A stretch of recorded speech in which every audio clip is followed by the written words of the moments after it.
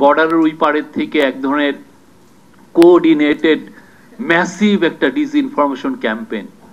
আপনি কতগুলো মানে আপনি ব্যাটেল মানে কত দিক দিয়ে করবেন? একে হচ্ছে ডায়াসপোরা একটা রেসলেসনেস আপনাকে দিচ্ছে প্রতিদিন, একে সরান ওকে সরান, একে আনেন ওকে আনেন।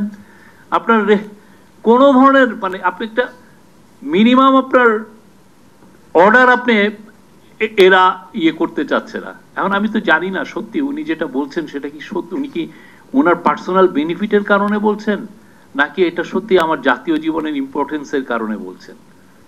কিন্তু দেখা যাচ্ছে এরা এত ফলোয়িং, এদের এই পুরো জাতিকে পুরো বিভিন্ন গ্রুপকে তারা ইয়ে। আমি কালকে গ্রামে গিয়েছিলাম, আমাকে একজন ভাই আপনাকে কিন্তু এই গণশত্রু বলেছেন।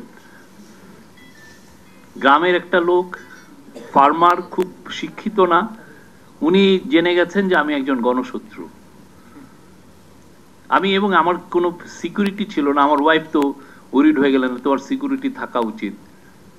সে হয়তো আমাকে এসে বলতেছে যে না আপনি গণশত্রু মানে কিছু করছে না, অন্য কেউ তো হয়তো আরো সিরিয়াস ইয়ে নিতে পারে।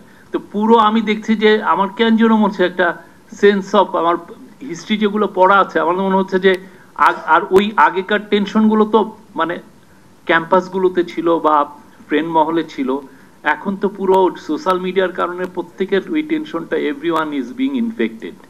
তো এই জায়গায় দাঁড়িয়ে আসলে আমরা রিফর্মের কথাগুলো বলছি, আমরা ডিবেট করছি, এবং আমার দেখা বাংলাদেশে এর চেয়ে ব্রিলিয়ান্ট ডিবেট আর হচ্ছে না। এবং ডিবেটগুলো আসলে সেই বিএনপির 31 দফার আমলের থেকেই শুরু, ওনারা যখন এটা নিয়ে ডিবেটটা শুরু করলেন সেখান থেকেই শুরু হয়েছে। এখানে খসরু ভাই আছেন, খসরু ভাই আমার মনে হয় যে উনি ওই সময় এটা অনেকগুলো ডিবেট লিড করেছিলেন। তো এখন যেগুলো ডিবেট হচ্ছে, আমরা আমাদের ইন্টারিম গভর্নমেন্ট আমরা এটাই চাচ্ছিলাম যে ম্যাসিভলি ইন্টেন্সিভলি ডিবেটগুলো হোক, বাংলাদেশের প্রত্যেকটা মানুষ প্রত্যেকটা গ্রুপ যাতে এই ডিবেটে অংশগ্রহণ করে। কি বাংলাদেশ চাই, যেই ডিবেটগুলো 1770-80 দশকে আমেরিকায় হয়েছে তার ফসল আমেরিকান পিপল 200 বছর 250 বছর ধরে পাচ্ছেন। সেই টমাস জেফারসন বা জন জেরা যেই ধরনের বা আলেকজান্ডার হ্যামিল্টনরা যেই ডিবেটগুলো করেছিলেন, সেই ডিবেট নিয়ে এখনো আমেরিকা ওইটাকে নিয়ে বারবার ওই একই শব্দ বারবার বলছেন, একই ওইটাকে, এটা নিয়ে এখন আমেরিকান সুপ্রিম কোর্ট বারবার ওইটা নিয়ে ডিবেট করছেন।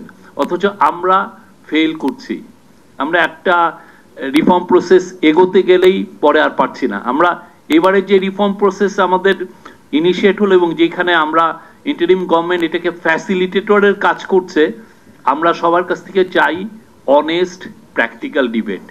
আমরা কোনটা ডেলিভার করতে পারবো, শর্ট টার্মে কি পারবো বা লং টার্মে কি পারবো, এবং সেই লক্ষ্যে এই যে 6টা যে মেজর কমিশন করা হয়েছে সেটা পুরো নতুন বাংলাদেশ তৈরির একটা আয়োজন আমি বলবো। আপনি দেখেন জুডিশিয়ারি ক্ষেত্রে আমাদের বছরের পর বছর ক্রিমিনাল জাস্টিস সিস্টেমটা একটা ব্রোকেন একটা সিস্টেম। পুরো ক্রিমিনাল জাস্টিস, আমি একজনকে ক্রিমিনাল বানাচ্ছি আসলে তারকে টর্চার করে তার থেকে কনফেশন এক্সট্রাক্ট করে। আপনি প্রত্যেকটা 72 থেকে এই 2024 পর্যন্ত যতগুলো সিরিয়াস মামলা আছে, ক্রিমিনাল কেস আছে, প্রত্যেকটার আপনার ভার্ডিক্ট এসছে বা রেজাল্ট আসছে থ্রু সাম সর্ট অফ টর্চারের মাধ্যমে। কাউকে আমি টর্চার করে তার থেকে কনফেশনাল স্টেটমেন্ট দিয়েছি এবং সেই অনুযায়ী আমি আমার এটা একটা ম্যাসিভ ফেলিউর। আমাদের পুলিশ ব্যবস্থাতে একটা পুরোটা ইনভেস্টিগেশনটা আছে হচ্ছে আপনার কনফেশনের উপরে। আর কনফেশন করতে এমনও দেখা গেছে যে আপনি দুইজনকে মেরে বলে এই তুই এই মেয়েকে মেরেছিস, ওরা এত টর্চারের ফলে রাজিও হয়েছে হ্যাঁ আমরা ওকে মেরেছি। তারপরে ওদেরকে যখন কেসের যখন ট্রায়ালের সেন্টেন্সিং আসলো তাদেরকে ডেথ সেন্টেন্স দেওয়া হলো। এটা 6 মাস পরে ডেথ সেন্টেন্সের 6 মাস পরে ওই মেয়ে এসে হাজির। যে এত আয়োজন এতটুকু রিফর্মের কি দরকার? আপনারা ইলেকশন দিয়ে চলে যান। কিন্তু সত্যিকার অর্থে কি আপনি যদি সারা বাংলাদেশটা ঘুরেন, আমি পুরো বাংলাদেশটা মোটামুটি আমার ঘোরা আছে, দেখবেন যে প্রতিটা ওয়ালে ওয়ালে রাষ্ট্র মেরামতের গল্প আছে, প্রতিটা ওয়ালে ওয়ালে লেখা আছে রাষ্ট্রটাকে মেরামত করতে হবে। আমরা যদি রাষ্ট্র মেরামতের কোনো আয়োজন না করে, কিছু না করে আমরা চলে যাই, আমাদেরকে এই কাঠগড়ায় দাঁড় করাবে।